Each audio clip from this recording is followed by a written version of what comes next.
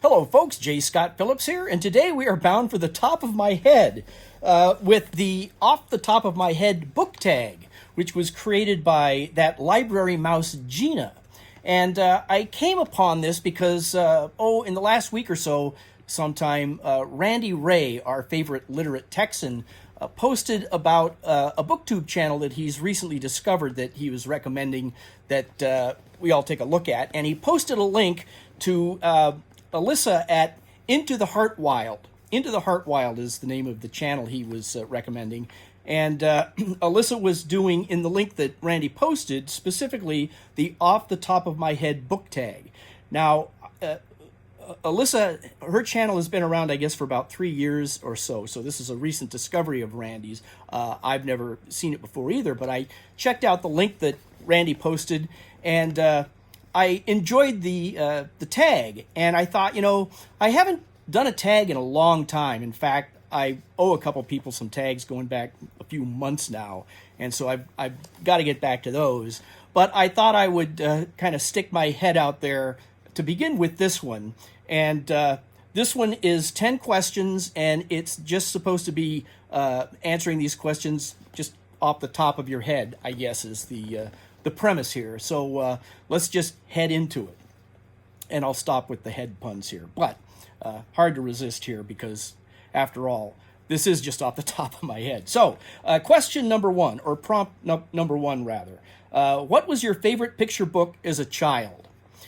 And I had a lot of picture books back in my day. I remember I had a series of books that had this emblem on them called I Can Read It All by Myself. And I think the flagship books of those were the Dr. Seuss books, and then there were a number of other books too. But there was one in particular that has stuck with me all these years, and I think maybe looking back on it's because I'm a bit of a night owl myself. I always have been. And the book that I'm talking about was Sam and the Firefly. And it was the story of this owl and firefly who meet one night. And Sam is the owl, the wise old owl, and the firefly, I think his name was Gus, if I remember right. But as a firefly, he could fly around at night, and when he turned his light on, wherever he went, he would draw a line of light in the sky. And he was up to mischief one night in this story, and he starts flying over highways and things and writing directions for truckers that are traveling at night, telling them to turn left and turn right, and all kinds of mischief, always sending people in the wrong direction and just playing practical jokes with his writing in the air with his light, and almost causes a big accident. So Sam, the owl, is kind of flying around, scolding him all along the way and telling him what he shouldn't be doing or what he should be doing, and to behave himself. And they become friends during this thing, and Gus, the firefly, learns a valuable lesson. But the pictures in the book were a lot of fun for me, and it ends at the end of the story. The night is over, and the sun is coming up. And there was just something about being up all night and having fun and playing all night long, which is something that even as a kid I always wanted to do, but of course had bedtime and all that. But at the end of the story, where the sun is coming up, was a revelation to me. I never realized until that book explained to me that the sun comes back up in the morning as this phenomenon that happens every day, and I had never seen it.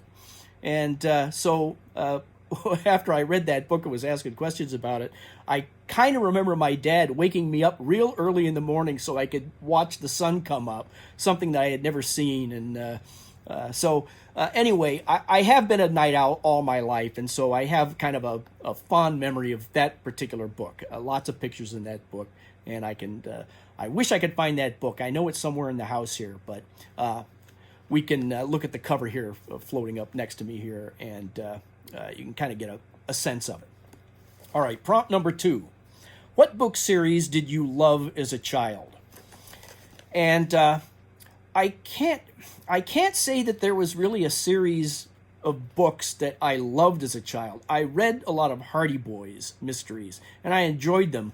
I can't say that I really loved them, but they were actual books, juvenile books to be sure, but books nonetheless that were. Did they have illustrations inside? I don't really remember if they did or not. I think it was mostly just a book to read more than to look at pictures.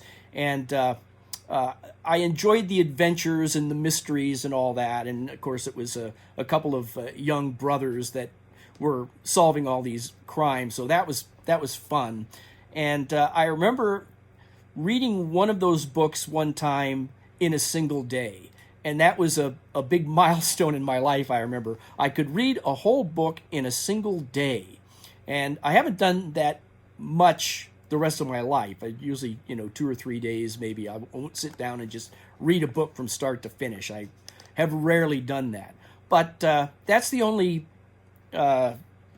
series that I think I read as a child. I can't think of any other series back then. There's tons of them now, but back then, that's the only one I can think of. Prompt number 3, the worst book you have read or tried to read. I've read a lot of bad books, but I don't know that this is the worst book I've ever read. It's pretty bad, but I think I consider it the worst book that I have read because it just made me mad, and it was a book that I went in expecting to enjoy, and it was a Star Trek book. I'm a big Star Trek fan, and we've got the Summer of Trek coming up soon, so I'm looking forward to that. But this particular book was called Blackfire, and I think it's kind of come under the gun from a lot of places. But reading that book, it's the story of Spock, and he becomes kind of a renegade character. I think a pirate, and he's up to no good through this whole thing.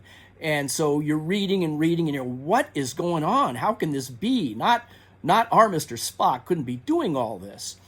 And it seemed pretty far-fetched to me, and things looked pretty grim.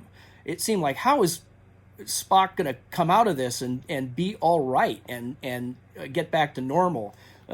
All the books had to kind of regain the status quo at the end of the stories back in those days. And just like this regular Star Trek episodes had to do back in those days. But I won't give it away in case you ever want to read this horrible book. But I will say that when you find out, or in the conclusion, the thing that made me mad is that, well, if that's what it is, they could have done anything with Spock at all. They could have done anything. And it just seemed like a cheap out to me, and it just fired me up. So that's the book that I disliked the most. Is it the worst book I've ever read? The worst. It was the worst as far as my expectations went. I guess we'll just leave it at that. Prompt number, where are we? 4 is your favorite reading or book memory.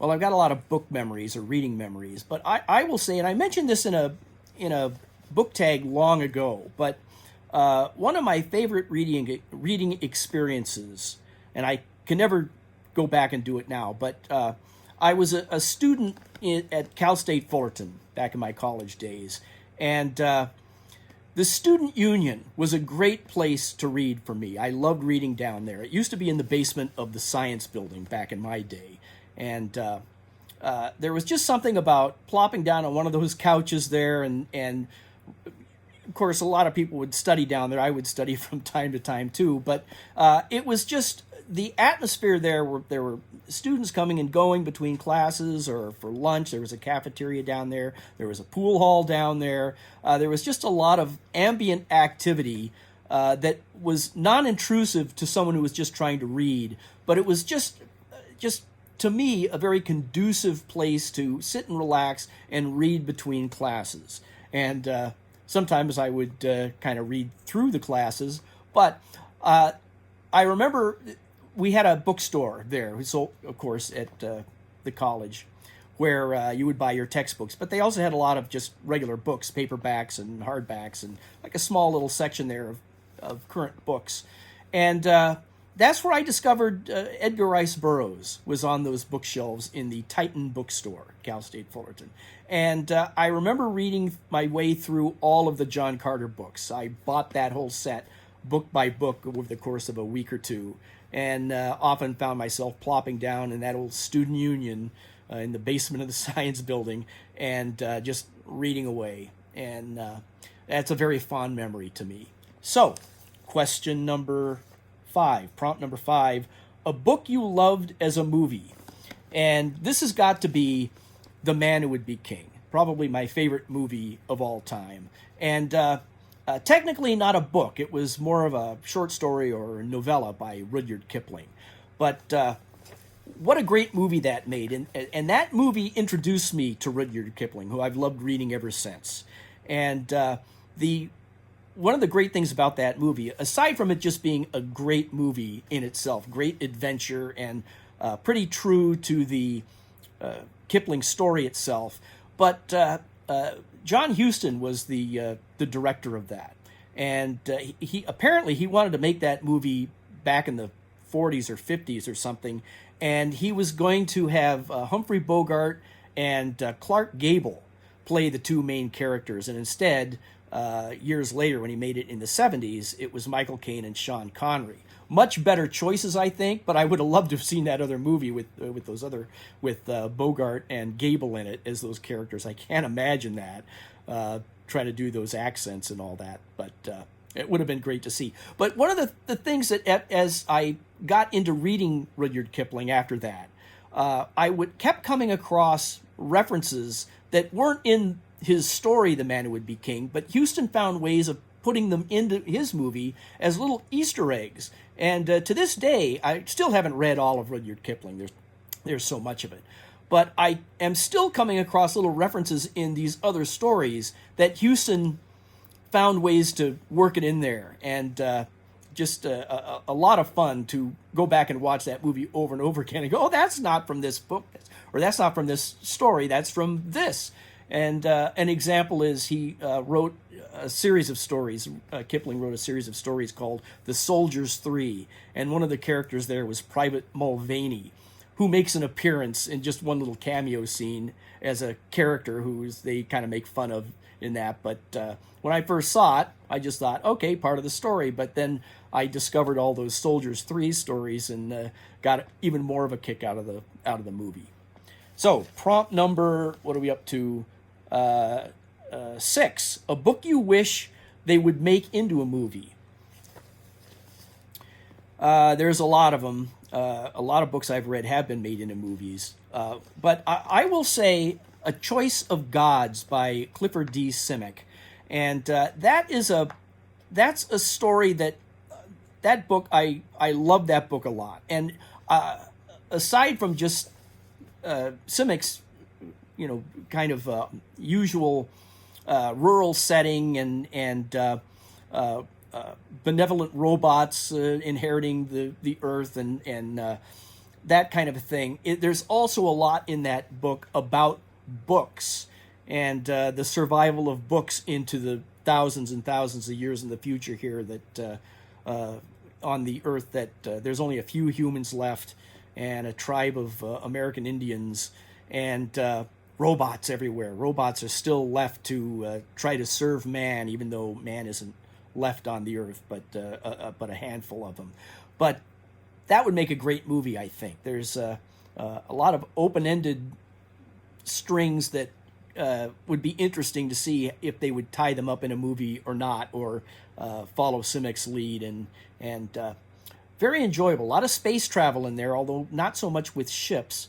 But if you haven't read the book, if you have read the book, I think you know what I mean. I don't think that's a book that's ever been up for consideration for making a movie out of. I think it would be great. Prompt number 7, a book character that you would like as a friend. Well, there are a lot of book characters that I really like, but would I want to be a friend of theirs? And I'm thinking that this probably means a character that you would like to just kind of pal around with. And there are a lot of book characters that I like quite a bit, obviously, but it seems like a lot of them I'm thinking about that come to mind that hanging around with them could get you killed. I like a lot of adventure books and those kinds of stories. And all right, I'm going to say The Time Traveler from H.G. Wells' The Time Machine. And not specifically because of the time traveler himself, but if I was pals with the time traveler, I would also be friends with his collection, his little circle of friends there that start the story off, where they're all sitting around his house waiting for him to show up for dinner, because they have a weekly get-together where they, I guess, sit around and chat, smoke cigars, and discuss weighty topics and intellectual pursuits and things like that. And I've always enjoyed that book, and in particular the beginning of the book, where all these guys just get together once a week and just hang out. And so I will say The Time Traveler because of his circle of friends. I wouldn't mind being, if you're friends with the Time Traveler, you're friends with all of his friends. So I'll go with that one. All right, prompt number 8: a place you want to visit because of a book you've read. Well, this is a number of books, and that's Sherlock Holmes. A place I would like to visit would be London. I've never been there, but I've always loved Sherlock Holmes, and then as a result, I've kind of gotten to know London by following him and Watson all around. Of course, they've been to other places too, but primarily London is that's ground zero for all the Sherlock Holmes stories. And I've always enjoyed other books that I've read that take place in London and thereabouts, but I've never been. So it would be great to go and visit London, and like a lot of people probably do, and go and try to walk in the footsteps of Sherlock Holmes, where the game was afoot. Now, London is undoubtedly quite a bit different than it was back in Holmes's day, but I still get the feeling that a lot of the places are still there. So nonetheless, I can't travel back in time. Maybe that's another reason why I should be friends with the time traveler. Of course, he never came back, did he? Anyway, moving on to prompt number 9. A nonfiction book you would recommend. I'm going to say the Skeptics Guide to the Universe by Steve Novella and his rogue of other skeptics. It's a podcast that I've enjoyed for years and years, almost since the very beginning of that podcast, probably over 15 years ago now. And they are a collection of skeptics, and so what they discuss, it's hosted by Steve Novella. He's I think he's a neurologist at Yale, and so that's his background. And then a couple of his brothers and a few friends, they get together every week and chat about things in science and things that you should watch out for as far as what to believe or not. They talk about UFOs, Bigfoot. They talk about religion, anything in the science, anything that is maybe in the news that is claiming to be scientific but really isn't. And they go through all the logical fallacies and things like that to really get you to think critically. And a few years ago, they wrote a book collectively, and it's called, it's got the same name as the podcast, The Skeptics Guide to the Universe. And to me, critical thinking is really important. I think we'd all be a lot better off if we would practice that as much as we could. We've all got our own little biases, and like one of them said early in the show that I always kind of enjoyed, they said, all of their friends are pretty skeptical, and they are very reasonable, but there's always that one thing that they believe in. It says, oh yeah, I don't believe in ghosts or certain religions or this about politics or whatever, but that voodoo, that's real. So it's everybody has one little thing that they just can't get over somehow, and I'm sure I've got them. You probably do too, as logical as you may think you are. But this book is great because they cover all aspects of critical thinking and logical fallacies, and I think books like that, this one is a particularly good one. It's a great overview, but books like that in general, Carl Sagan wrote some books too along the same lines. that I think just are important. I wish they taught that kind of stuff in school so kids would grow up understanding about critical thinking and not get duped into important things later in life. So that's a book I would recommend to anybody who would like to think that they're critical thinkers anyway. And then the final prompt, number 10, if you could hang out with an author all day, who would you pick and why? Well, I think most people would pick an author that they really like. I'm going to go the other way, and that is Dean Koontz. Years ago, back in the 90s sometime, I had a run-in with him. Not a confrontation, really, but it just irked me. I went to a local bookstore in Tustin, California. I think it was the Bookstar. They sold that later on. It became a Barnes & Noble, I think. But anyway, it was that store, and I went in there particularly looking for a Salman Rushdie book. So I went in there, and I headed straight to the aisle for the R's, all the authors for R. And there was this guy standing in there talking to a kid that worked in the store. And he was just holding court. He was just blabbering on and on loud so you could hear him rows and rows away across the store. So he was standing right in front of where it looked like the Rushdie books were. And I couldn't get in there, and I tried to, excuse me, pardon me, and the kid would move out of the way, the guy that worked in there. But this other guy would just stand there, and he just kept talking and ignoring me. And so, okay, well, he's not going to stand here forever. So I went to browse through the rest of the bookstore. And just as far away as I got, I could still hear him blathering on and on. Who is this guy anyway? And from listening to him, I started to figure out that he must be an author who has a book in the store somewhere, because he was talking about publishing and certain projects and things. And okay, he's got a book in the store here somewhere, and he's holding this captive audience, this kid who can't get away, who should be working the register probably. But he mentioned something about the Watchers Project, and that rang a bell. I thought, the Watchers, it's a Dean Koontz thing? That's not Dean Koontz, though. So I went over to the Dean Koontz section, and I'm looking at the back of these paperbacks that had always had his portrait on the back there, and I'm going, wait a minute. And I picked up one of the more recent books, and he had changed his appearance. He looked completely different now. And that's Dean Koontz. And I just, ever since, I used to really enjoy reading Dean Koontz. And this little altercation I was having, it just irked me so much that he should know in a bookstore, you don't talk so the whole place can hear you. But I'm sure that was what he was just soaking it in. And that bugged me, and I told my sister about that. She was a huge Dean Koontz fan, and she said, oh, not Dean Koontz wouldn't do that. Was he signing books or something? No, he was just hanging out in the bookstore, wouldn't let this kid leave. Maybe the kid was enjoying it, I don't know. But ever since then, I haven't been able to read a Dean Koontz book.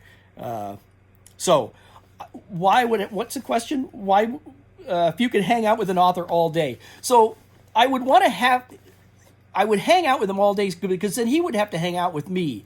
And it would just be a little payback for me. He wouldn't be able to get away any more than that kid could, or more than I could that day. So just as a little payback to make him spend a day with the guy who has no interest in talking about his work with him.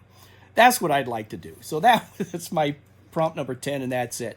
Now, as most tags go, you're supposed to tag people. So I will tag Randy Ray right back at him here. Maybe he's planning on doing this tag. He didn't mention it in his post about this particular book tag, so maybe he's getting ready to do it anyway. But in case he isn't, Randy, I'm tagging you.